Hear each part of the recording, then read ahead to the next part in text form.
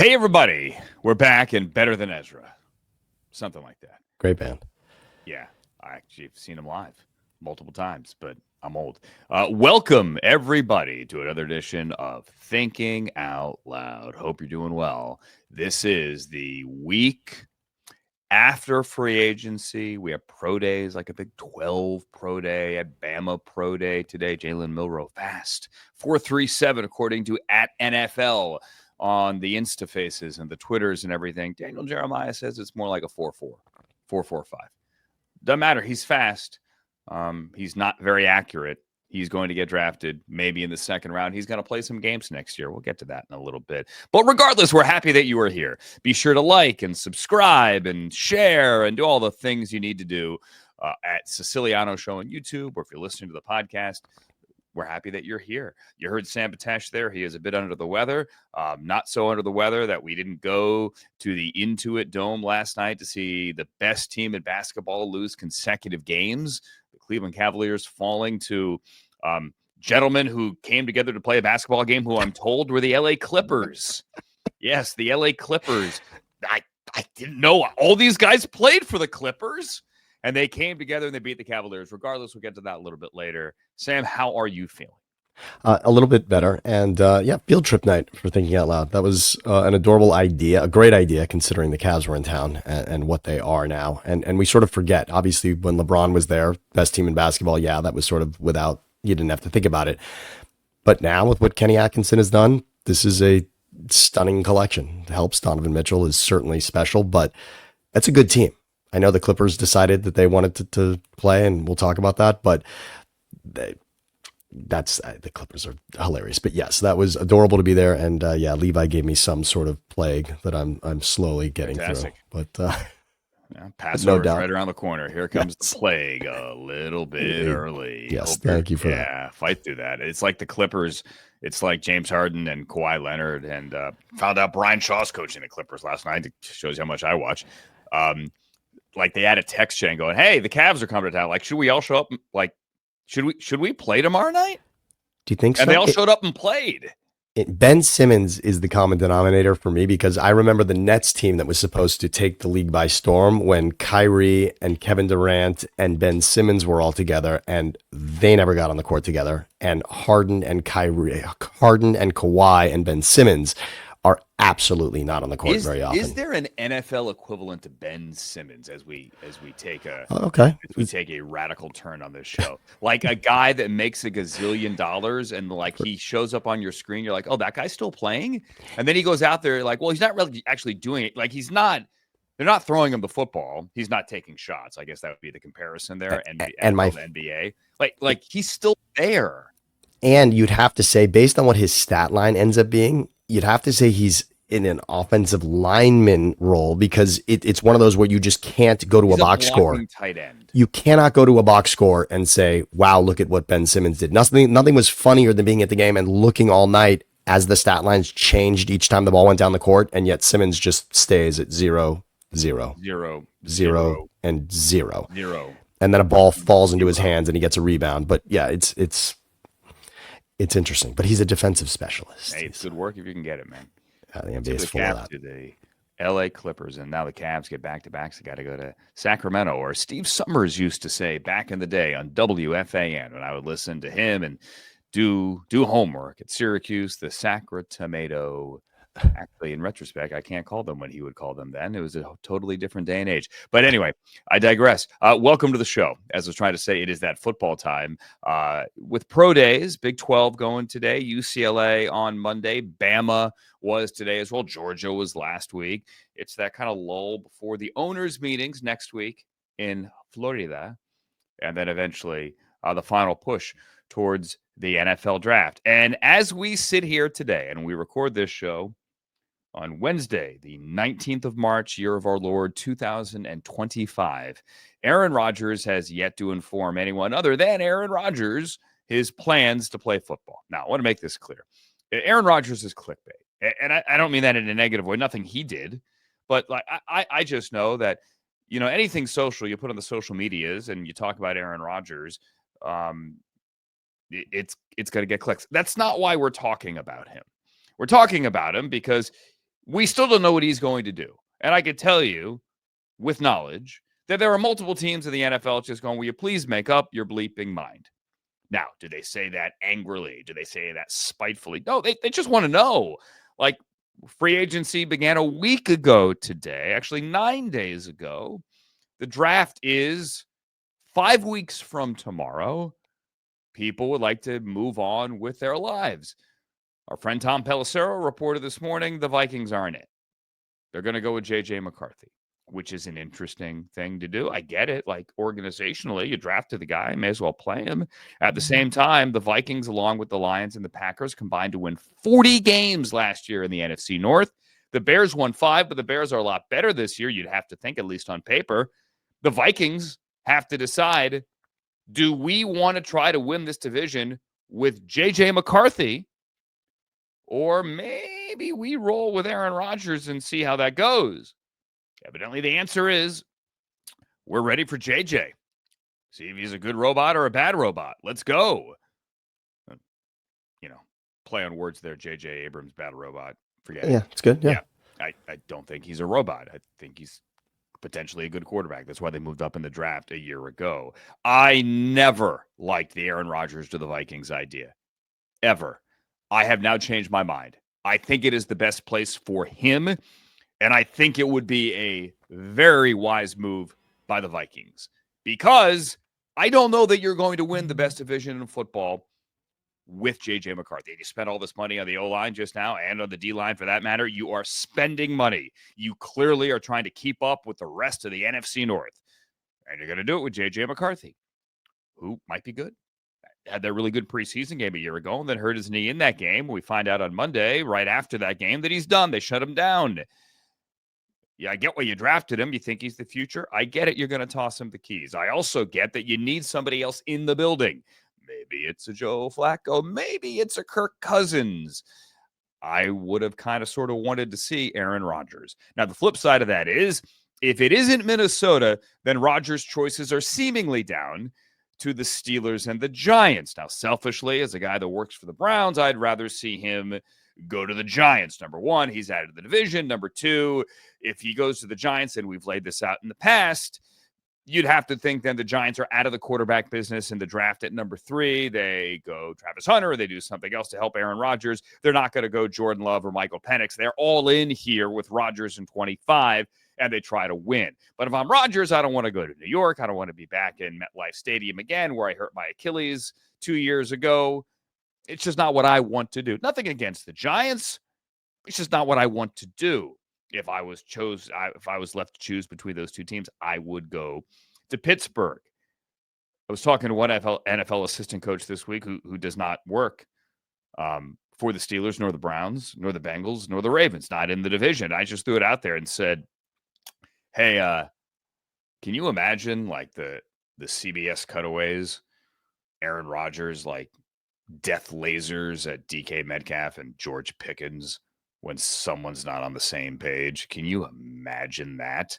Part of me wants to see it, like for the must-see TV, and as a Browns fan who doesn't think it would work.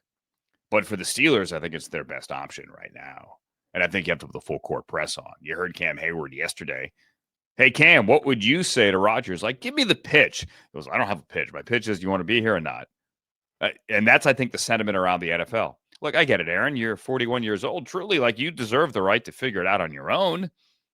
Sure, we'll wait. But teams are waiting. Jobs are, hanging in the balance, whether it's Russell Wilson as the backup plan in Pittsburgh or Cleveland or any of the other quarterbacks that are hanging out there, Flacco and Jameis and Carson Wentz and all those. Like, people kind of sort of want to know. And we wait. And the longer and longer and longer we wait, and I know Pat McAfee mentioned this morning, but the longer and longer and longer we wait, I think there's a good chance Aaron decides to retire, or he decides to wait on the sidelines for an injury. Not that you're rooting for anyone to get injured.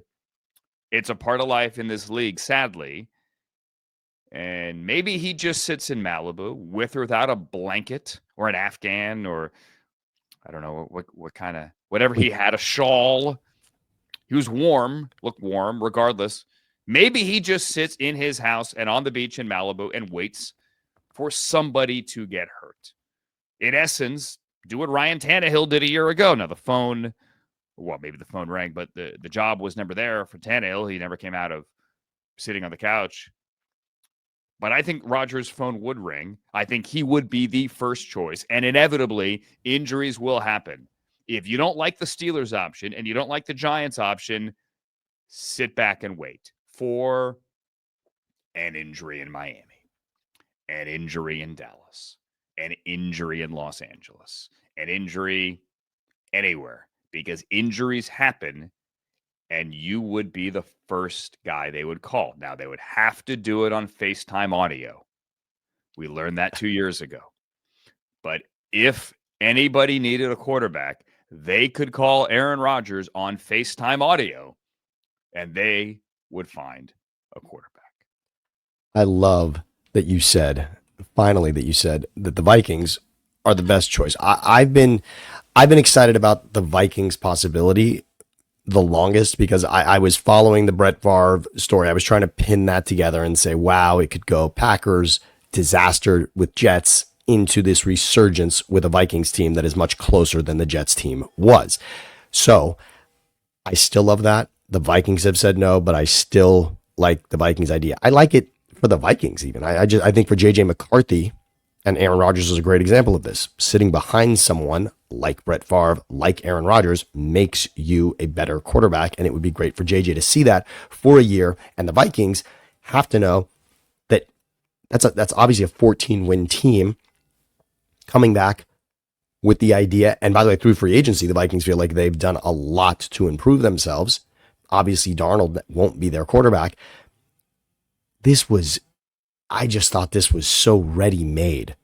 Rodgers, the best scenario, considering the support he did not get. To want him. Of course. So if that's the case now, and they are just saying no, I mean, first of all, how does that feel to Rodgers? I just have to imagine that is a bit of a gut punch. For the story to be, we don't want you, which is what the story is. I mean, you have to, I mean, if you're Aaron Rodgers, you're thinking everyone wants you. You're going to be great news for whoever gets you. Also just assuming that he also wanted to be there. It's being portrayed, and I'm sorry for cutting you off, as Aaron Rodgers really wanted to go to the Vikings and the Vikings are turning him down. We haven't heard from Aaron. This is all of course. Aaron was at a charity flag football tournament in Orange County on Saturday. RX3, he's part of the RX3 company group, whatever. He didn't talk to the media, so we're just assuming. We're just thinking out loud about it, but he should want that situation based on what he's done in that division already, his familiarity with that, again, what the coaching staff provides, and even if you were just picking wide receiver duos in the world to work with, Justin Jefferson and Addison, right away, that's got to jump out to you. And I mean, that far surpasses anything he's ever had, even in Green Bay, where he was constantly wishing for better weapons and wishing that they would draft someone for him in the first round, etc. So that's the situation that he should want. Now, forget it. If that's off the table, if that's completely off the table for Aaron Rodgers, I'd say you're right. Walk away. I thought the Raiders, I mean, obviously we said in the end, Geno Smith, that's where I landed on thinking Geno should go, and he ended up with the Raiders, but I thought the Raiders was the best situation. I thought Chip Kelly could do a lot with Rodgers there, certainly with Pete Carroll. But there's nothing. Now, you mentioned that Tannehill didn't really get the right phone call, but Flacco did. And I'm sure Rodgers wants to think that he's at a different place than Flacco was 2 seasons ago, but they're probably more similar than he'd like to realize. And the call came to Flacco and it worked out. And what your scenario provides is you're opening yourself up to more scenarios. You've got a wider swath if you're waiting now for a team to be in a situation where they now need you, which, by the way, evens open up the possibility for Minnesota again. Because should there be an injury in Minnesota, which there was already, then all of a sudden his name means something different than it does today with a healthy JJ McCarthy there. I think he's going to retire. I think there's a really good chance he just retires, or at a minimum, doesn't go anywhere and just waits. In other words, just we could wait.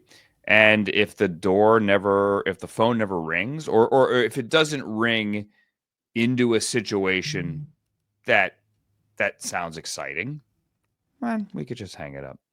I think he's going to be fine waiting. Now, I think it would be nice if he were to say that publicly. He doesn't have to say it publicly. He could also just tell the people with whom he's spoken, the Steelers, the Giants, hey guys, I'm not ready to sign anywhere. I'm gonna wait and just see where this goes. You can move forward with your plans. I will not be in them currently.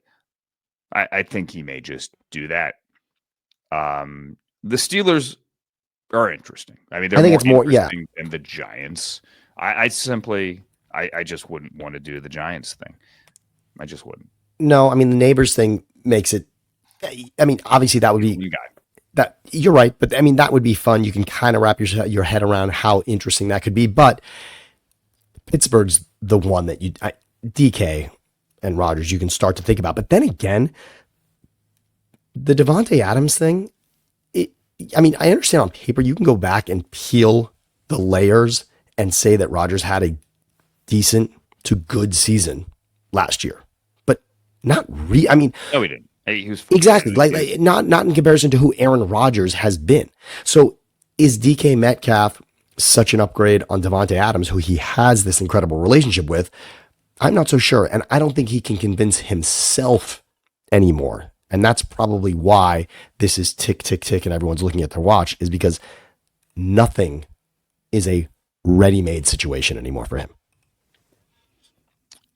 Either way, we're waiting for him. And if he doesn't go to Pittsburgh, then maybe Russell does. But the idea of Russell and Arthur Smith back together, clearly, if they wanted that to happen, they would have already made it happen. They haven't made it happen. They signed Mason Rudolph instead as kind of a placeholder, if you will. If Rodgers doesn't sign with either one of those teams, it greatly affects the top 5 of the draft, and it greatly affects Russell Wilson's future.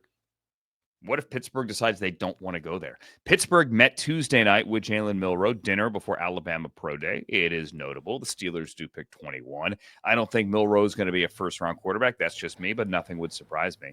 He's got amazing athletic gifts. He is, Campbell winner, academic Heisman. He's great in the community. Really, really nice young man.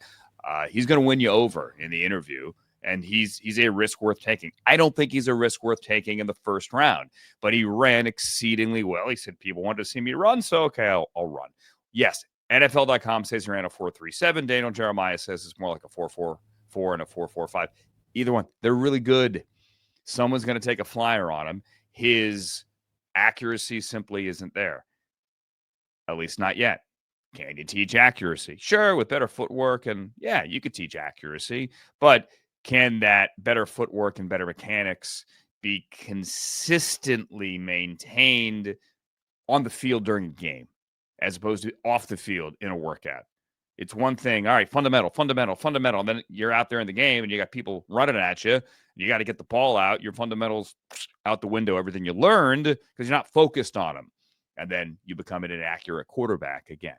I digress.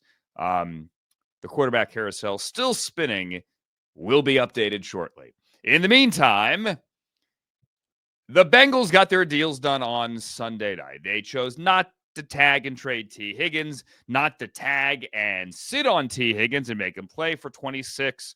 They got both deals done with Jamar Chase, who gets 40 a year, and he thanked Myles Garrett to get to that number, and T. Higgins, who the numbers are, I don't know, they are what they are. I want to wait to see them.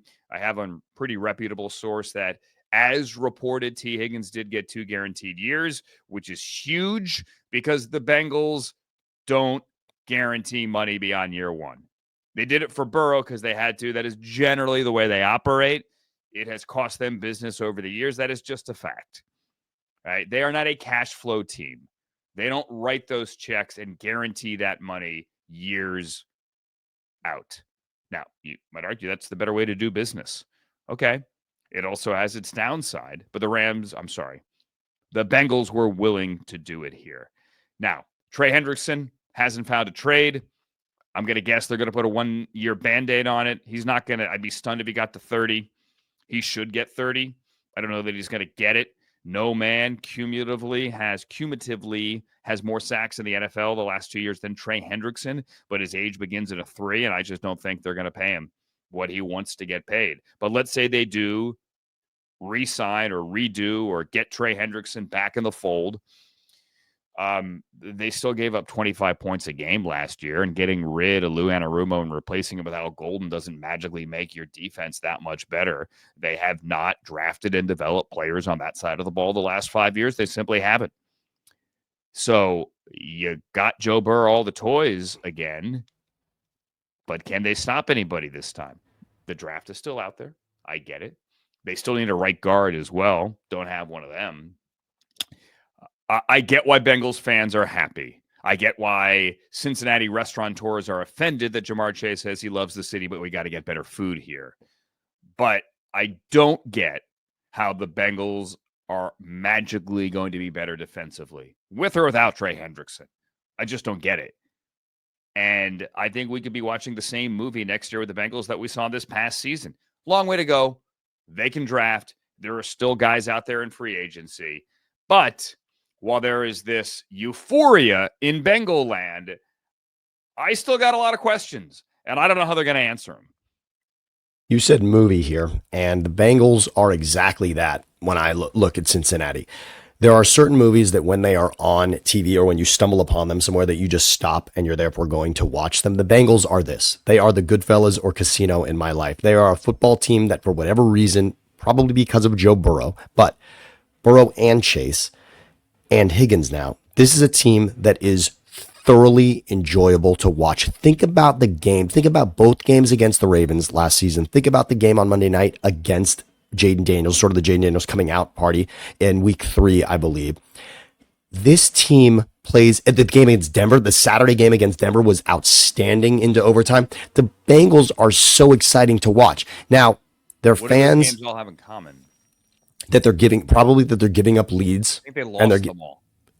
They won the Denver game. That was the one, I believe. Okay. I think you're right. I think that you're right though. You're right. One of the 4 I just mentioned, which were so exciting, they only came out on the positive end of one of those, and they gave up. Remember, they gave up Bo Nix's best play of the season in what essentially was a Hail Mary into the end zone to tie that game, to send it into overtime, and then they did win it in overtime. That's fine with T. Higgins, but this team is such an enigma. I just don't understand it.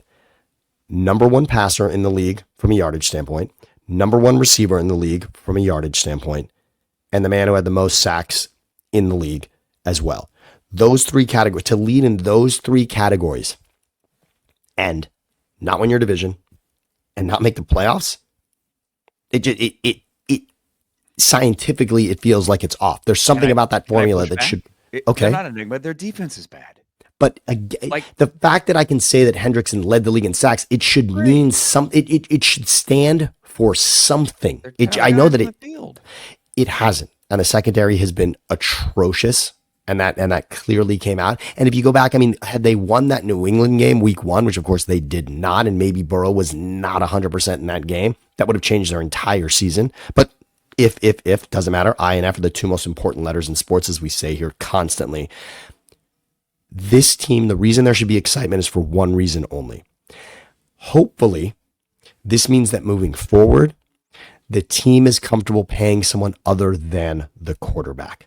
And they do have 2 incredibly special players in Higgins and Jamar Chase. And the Bengals have let them walk. Carson Palmer tried to knock on the door in the front office and suggest keeping players while he was there. And eventually he decided to retire because it was so difficult for him to get through to anybody. And for some reason now, Joe Burrow has found the right person in the building to speak to, and that person is listening. That has to represent something moving forward. So that's one side of the coin that says this is great news, and this should lead to the 1.5 wins that they need to get over the hump. That's really all they need. The Bengals need 1.5 more wins from what they did last season, and now they're potentially hosting a playoff game. That's a lot, 1.5, but it could happen with this group. And then the other side of the coin is great, you signed all the guys that weren't enough to get it done last season. That's a scary proposition as well. That in this division, this group, if you're paying money in these positions, we have holes that are more important elsewhere. That could very well be. That could very well be. And now they're tied up at positions, but it's something Cincinnati has never done before. And nobody is going to say that Cincinnati sets the bar in regards to consistent success in this league. Nobody. So doing it different is probably worth taking a sniff at this point. And I'm thrilled that Burrow convinced somebody to keep his guys around. I get it. Look, I know Bengals fans are happy. I get it. Yeah, Joe Burrow's got a lot of power. Good for him. Their defense is still bad, and they haven't done anything to fix it. Like you said, 1.5 wins. 1.5 wins gets them into the tournament, and you have Burrow. Good for you. You're always going to always have a chance. 1.5 wins gets you in the tournament, but it doesn't fix your defense. So, I mean, it's still a glaring issue. You can make the argument, and you could have made the argument with Myles Garrett as well. You make the argument, Bengals would be better off to trade T. Higgins. You can go find a number 2 receiver. Andre Yoshavash is a decent player. He's not a number 2, maybe. Maybe he's better as your number 3. But you got Mike Gesicki back as well. You go find a number 2 receiver somewhere else. And let's say you get a 2 for T. Higgins. Say you get a 2 and a 5. I don't know that you would have. But let's say, look, T. Higgins, if T. Higgins hadn't been tagged, he would have been one of the first players off the board, and he would have gotten over 30 a year and would have been a bidding war.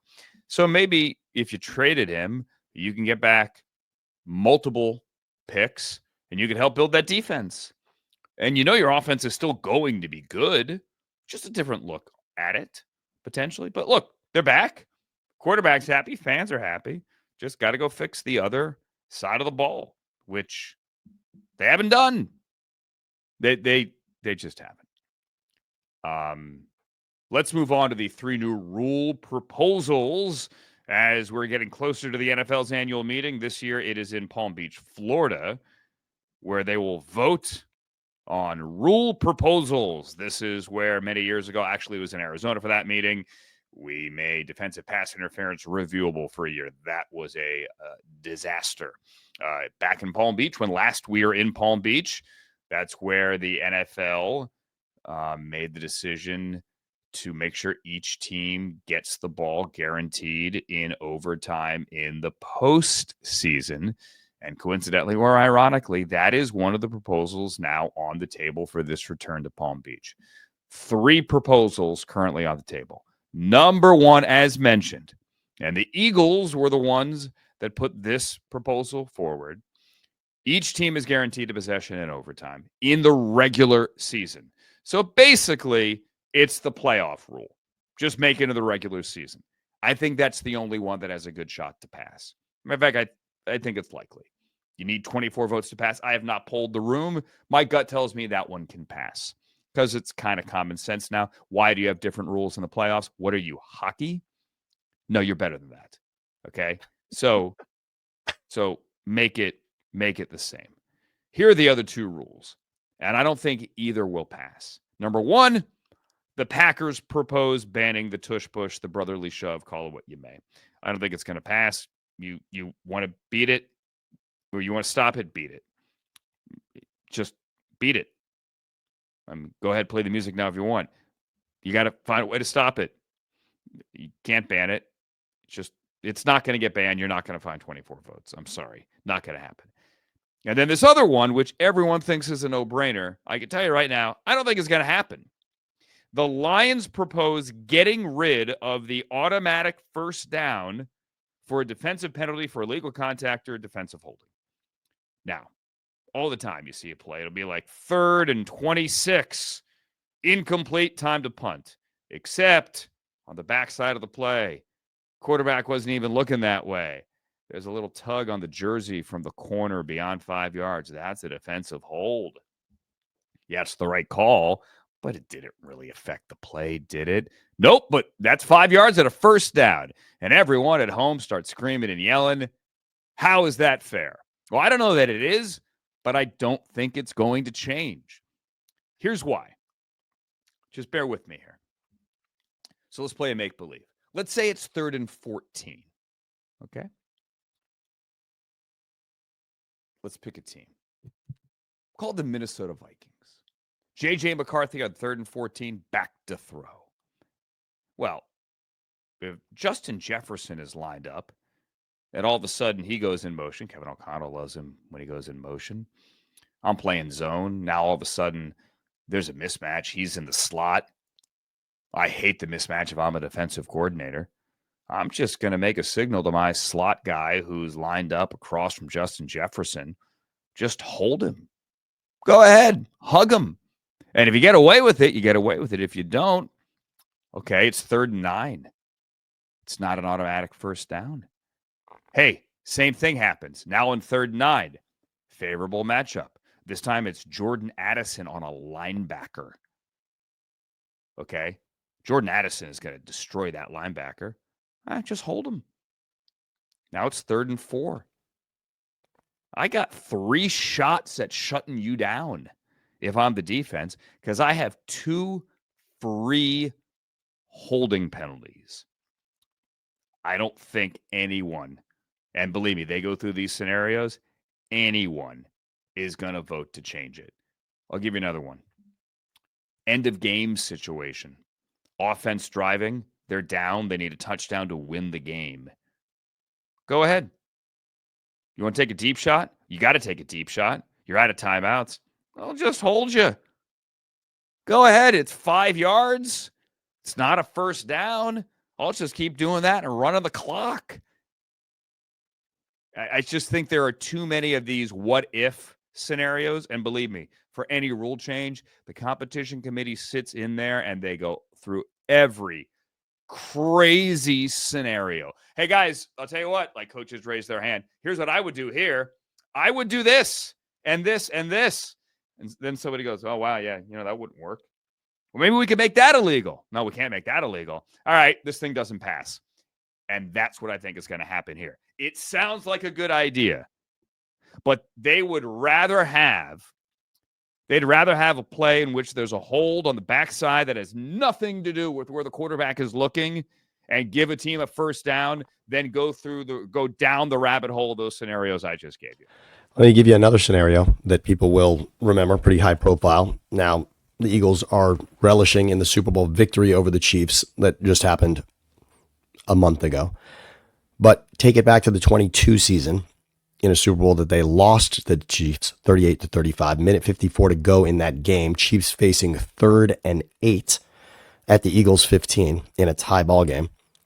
James Bradbury called for defensive holding. Again, it was 3rd and 8. Should that have been a 5-yard penalty and not an automatic first down, it changes the game dramatically. The Eagles would receive the ball with about 90 seconds to go in a game where they're trailing by 3, had that been the case. See, if it was not an automatic first down. Problem with that one. It was that was the receiver. Yep, Juju was the receiver he was going for. Ended receiver on a shot to the end zone. It was a hold. It was a hold, and he admitted it after the game. He said, "Yeah, I hear you." I'm only giving you another scenario, right? You had made up some scenarios, and I'm just giving you a good one for people to remember that if that was 5 yards and not an automatic first down, changes that game. That's a good scenario to bring up that obviously has the swing of being a first down versus not. What I cannot stand is when officials are determining turnovers. And what I mean by this, follow me on this. If there is a defensive penalty called on a 3rd down stop, it's essentially a turnover. You're taking the ball that would have been now with the defensive team and you're giving it back to the offense. But if it's a penalty, it's a penalty. I cannot stand that idea. An automatic first down does that. I mean, again, if you're saying they have a 4th down, they could still go for it. Again, but in the scenario I just suggested, obviously they wouldn't have. But I'd rather leave the team in that scenario than not. I hate when you're essentially taking the ball from one team and giving it to the other. It's too large a swing. It's too You're not. large, Penalty on third down is a penalty on first down and is a penalty on but, second. it's too, you can't, you have to admit that it's a bigger deal in that case. Well, Of sure, course. it's a higher stakes down, but that doesn't make it any more or less of a penalty. But it's why we're considering these rule changes. It's why. No, third down is really why. No, I disagree. They're considering this rule change because they think that the automatic first down for what is a 5-yard penalty, right? That the 5-yard penalty and automatic first down don't jive, right? Those two thoughts aren't congruent, and that's why they want to do it. And a lot of times as well, they think, well, and you hear this, well, hey, he was looking deep left, and this was short right, right? And holding short right. The offensive coaches will tell you, yeah, he didn't throw short right because the guy was held. Right. His first read was now taken to the ground. Yes, correct. Understandable. There should be fewer rules where the referee can give the ball to the other team. You're so wrong Period. there. With all due respect, you're not giving the ball to the other. You're giving the ball to the other team. No. The other team has the ball. You're making certain that they don't have to give it up because the other team cheated. Defensive pass interference is such a disadvantage for the defense, and that rule is not changing. We had a season in which the league clearly decided not to touch that. The wrong way to say it, respectfully. What? Wait, what happened? You're not taking the ball away. But you are. The ball would on third and long scenarios. By definition, you're letting the ball stay with the team that was cheated upon. Okay, but on 3rd and 28, automatic first down on a 5-yard penalty is absurd. That's why they're discussing. So I think it's worth the conversation, and I think automatic first down. I think the offense has so much in its favor. Automatic first down, and maybe it's worth saying maybe that it should be a 10-yard penalty. Because in that case, there's the middle ground. Exactly. Right. Because that's going to give most first downs, but not all. When your offense is pinned back, you don't deserve a first down gift to that extent. And 10 yards would solve that in more scenarios than not. So making it just a 10-yard penalty would be gifting first downs in a number of occasions, but not all. This is not going to change, I'll tell you right now. Now, if you had a conversation about DPI, defensive pass interference, being 15. a 15-yard penalty instead of a spot foul, that would be an interesting conversation. You'd make it the college football rule as opposed to the NFL rule, spot foul, so you don't have 50-yard bombs that are underthrown where the wide receiver hits the break, the DB runs right through them, and you get 50 yards out of it. Most people agree that shouldn't be the case. And I would argue in that more interesting conversation. And I would argue in that case, I think that rule, and I think you could get it through a little easier. I think pass interference in the end zone should still result in ball at the 1, though. So if you're at the 50 and you throw the ball into the end zone and there's pass interference in the end zone, it would still go to the 1 in that scenario. It would be 15 yards on all the others. But if the foul occurs in the end zone, right? If foul occurs in the end zone, you can put it at the 1. So that I think that would be easier, I think, to convince people. So it is 15 yards, except in some cases where it still can go for 50, 40, 60, etc. I lied. There's one more, a couple more, but there's really only one more interesting potential rule change here. And this would change the seeding in the postseason. So last year, it actually happened in both the AFC and the NFC. Last year, the Vikings were 14-3. They were a wild card because the Lions won the division, the NFC North. So the Vikings had to go on the road to the 10-7 Rams, a division winners of the NFC West, and they lost. Actually, the game was in Arizona because of the wildfires here, but the Rams were the division winner with 4 fewer wins than the Vikings, and the Vikings had to go on the road. It would reseed. And in this scenario, the Rams, as the NFC West champions, would have had to go to 14-win wildcard team, Minnesota. In the AFC, there was also that scenario. The Chargers won 11 games. They won they're a wild card in the AFC West. But that wild card had to go on the road to the 10-7 AFC South champion Houston Texans. And again, in both scenarios here, the team that won more games during the regular season went on the road and lost. This will not change. Write it down. Take it to the bank. NFL owners value winning divisions. Roger Goodell Roger Goodell's the same thing. Roger Goodell and NFL owners value winning divisions. NFL owners want to host home playoff games. That is a big deal for the team, for the stadium, for the gate, for the city. You make money on those things. NFL owners, if you win a division, they want to win a playoff game at home. And they get that game at home if you win the division. And that is a big deal, huge deal. And there is no way that they're going to go NBA style and do this. I know fans think, hey, no, this is the right. Oh, it's going to be unfair. Can't believe that team barely had a 500 record, or maybe they were sub 500 like the Seahawks years ago and they won their division. This is unfair. Deal with it. It ain't going to change because you need 24 of these 32 guys to change their mind where all they think about, not all they think about, they want that home playoff game. While on paper it might sound nice and might sound fair, oh, boo-hoo, the Vikings had to go visit the Rams. Ain't going to change, folks. So don't get your hopes up. A couple of things with this one.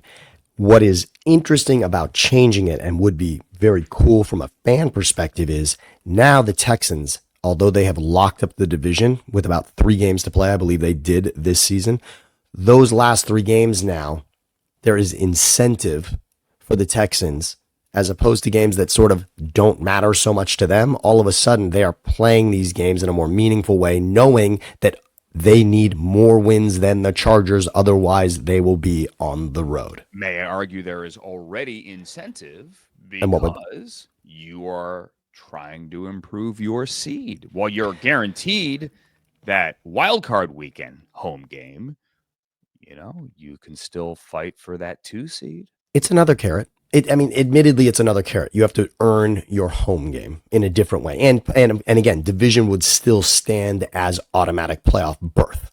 So winning the division would still grant you something. So you would, right? No matter what, you could have that sub 500 record and still get into the dance, which is nice. You would just be essentially the 7 seed at that point. Yeah, no, I get it. Which I think is cool. And let's just say one thing, because you mentioned the NBA, and fans will probably say the NBA did it. I dare every fan right now to ask themselves, please name all of the divisions in the NBA. The NBA has divisions. Yeah. One of them I think is Southwest Airlines. Really, they just, the divisions. Right now. I think there's a Southwest, a Northwest, Pacific. Is it still Atlantic? I think it is. I'll tell you right now, when you go to ESPN.com/NBA standings or NBA/standings, it automatically defaults to conference. Right. I know we're coming down the stretch now in the regular season. I got like 15 games to go. I get that. But it automatically defaults to conference because that's how people view it. They view the East and the West and the playoffs based on conference only. The divisions are the Atlantic, the Central, the Southeast, I was right. The Northwest, Is there a Southwest? Pacific, and the Southwest. Okay. Yes. Congrats. Is there still a Northwest Airlines, by the way? Does that still exist? No, Northwest became Delta, or they merged with Delta. Okay. Yes. All right. So there you go. So maybe we'll call that division Delta one day. The Southwest division, it's where you get the bag, and then you have to check it. And the Campbell Conference, right? Yeah. The Wales Conference. That's an old NHL conference. Yeah. Okay. So we know that the divisions are utterly useless in the NBA. Different in the NFL, where there was a lot. And we say divisional games mean more, and in the NBA, nobody would argue that. Nobody thinks that a Suns-Lakers game, I think they're in the same division, somehow matters more than a Lakers-Mavs game. No, I'm saying nobody in the world thinks a Lakers-Suns game matters more than a Lakers-Mavs game because I believe the Suns are in the division of the Lakers and the Mavs are not. In the Lakers division. Do you know what it's called? They're Pacific, I'm pretty sure.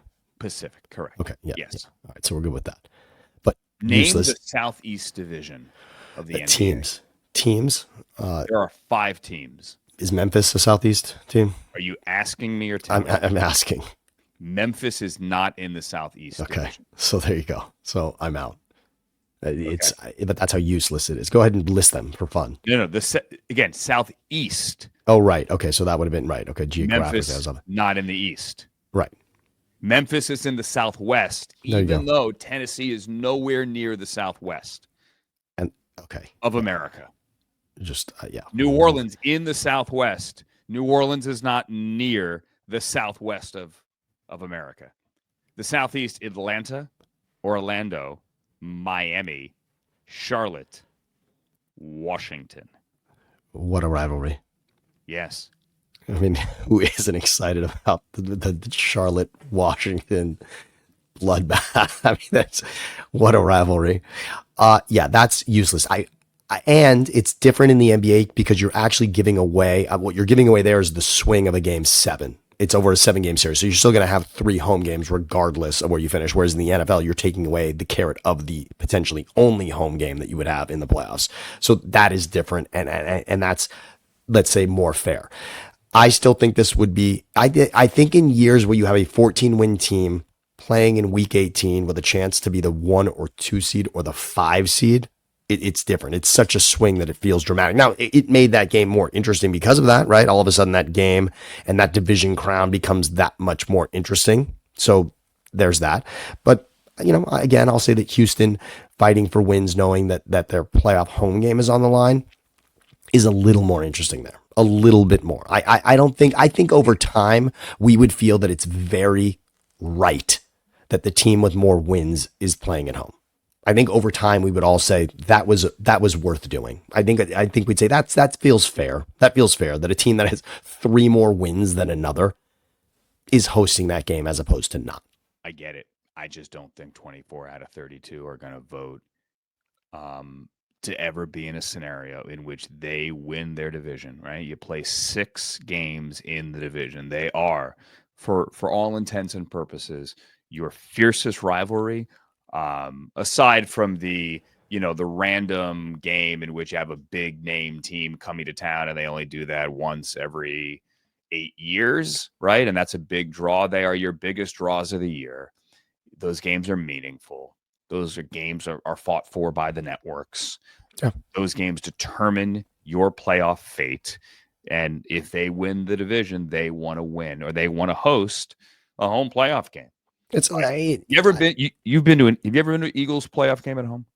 At home Eagles playoff game? No, At actually, home, wow, stunning that I have not. Okay. But no, Let me tell you, the electricity for home playoff games is unlike anything in the NFL. I mean, it's as good a venue, as good an event as there is in major North American sports. It just is. Just like you've been to Kings home playoff games. Yeah, of course. Those are amazing. Incredible. Right? Yeah, Lakers home playoff of course. game. Yes. The energy in the building is amazing. No, it's different. But those are 7-game series. Yeah, but the tension, you're right. But the idea, the tension.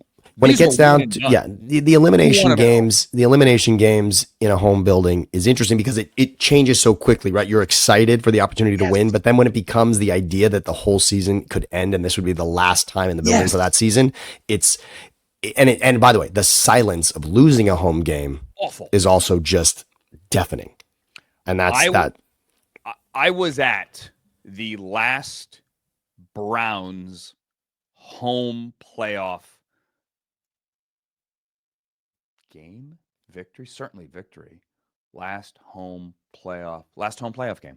Yeah. What? So that was 1995. Okay. Right. Okay. Yes, and I remember. I remember the details of that game and the energy in that building, the old stadium, Cleveland Municipal Stadium, like it was yesterday. It was a Bill Belichick coached Browns team. Oh yes. With Vinny Testaverde at quarterback, beating a Bill Parcells, Drew Bledsoe Patriots team. Unbelievable. Like, was it 95 or is it 93? Hold on. Browns playoff history. While you look that up, was the 2000 I'm embarrassed, I don't remember. That's all right. Okay, so it was 95. It was the 94 season. 94 season. 94 season. January 95. It was January of 95. Browns won the game 20-13. Anyway, I've been to Rams home playoff games. Obviously, I've been to the playoff games. Yes. There's nothing like it for the home team. Nothing. And they're going to protect that, but it's a financial thing as well. They're going to protect the home gate. Period. That makes sense. And one other thing for the rule proposals that I just wanted to bring up, because overtime, I think this conversation is so foolish. I think there's one thing you could do to overtime to fix it so that everyone would just really shut the hell up about it already. It's the coin toss, which is so not a football moment that we need to get rid of. The coin toss at the end of regulation is what screws this whole thing up. If you played the fourth quarter knowing that you were or were not going to receive the ball first or at all in overtime, you would play the fourth quarter, the end of the fourth quarter, differently. If you have the ball on offense with 30 seconds to go in a game in which you know the other team is going to get the ball first in overtime, you're going to play those 30 seconds as if it's overtime. You're going to play those 30 seconds as if let's say it's a tie game. You're going to play right there to win the game, as opposed to kneeling and convincing yourself, oh, but maybe we'll get the ball first. Yeah, maybe if a little hopscotch playground game goes your way with we're going to call heads and tails and hope it works out in our favor. Determine before the game in one of two ways which team is going to get the ball in overtime. Either the team that is deferring on the coin toss to begin the game, that would then apply to overtime as well, or simply make it part of home field advantage. We get the ball first in overtime. And then everyone knows going into the game what's going on. Now you know who is getting the ball first in overtime. There is more, it feels, I love immediate impact. Sudden death is a great part of overtime, and we've lost that now. Okay, you're looking to fix a problem that doesn't exist. The coin toss why is a coin toss? It annoys you, okay, but it's not a problem. Those are two different things. The problem that you just laid out, somehow the fourth quarter, like fans being treated to substandard football in the fourth quarter while teams wait for overtime. I can't remember the last time that happened. Like, what, a guy takes a knee with 10 seconds left instead of throwing a Hail Mary? Like, how many times do we have that scenario? I'm suggesting that the entire outlook, problem. But there is a strategy now to how there is a strategy, which right now, what is the strategy of calling heads or tails? What's the strategy on that? Who cares? Exactly my point. It's a garbage piece of the game, the head and tails. Just take out the coin toss. Why does it bother you? I hate it. Well, because it's you haven't explained why it bothers you. How about this? You told me that it bothers you. You haven't explained why it bothers you. Because the rule, when it was changed for a field goal to not end the game, it was unnecessary.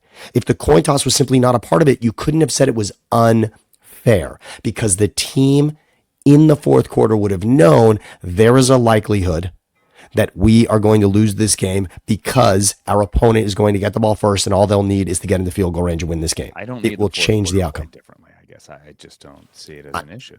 But why not change the strategy? Why not make it a strategy at the end of a game, knowing that overtime could not go in your favor?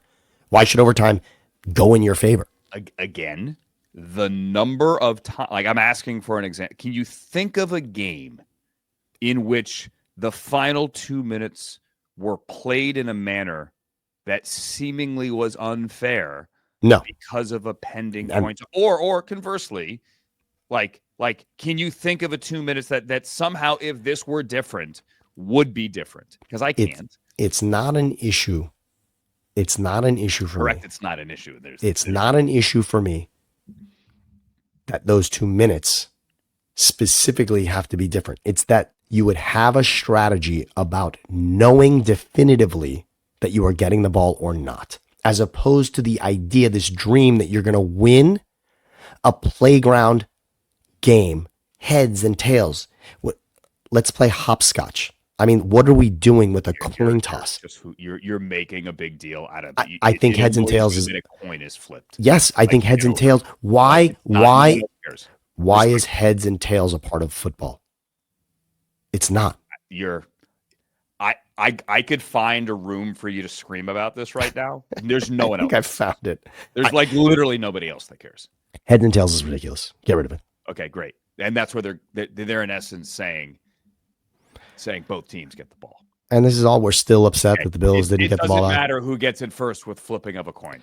I get it, but we're still upset that the Bills didn't win the 2021 divisional game against Kansas City? No. We don't want to be hockey where we have different rules. Like hockey, they're going to eventually get to the point, like, how many pie plates No, Can you hit from center ice? 3-on-3 is amazing. 3-on-3 hockey is Now we're amazing. going to do it 2-on-2. 3-on-3 Now is we're going to make amazing. it look like the old Nintendo hockey game with fat guys and skinny guys, right? And not like Blades of Steel. Yeah, get rid of the coin toss, or just award, or you know what? Let's award the Bills the 2021 divisional game. Let's just do that. Will that make everybody feel better? Just give the Bills that win.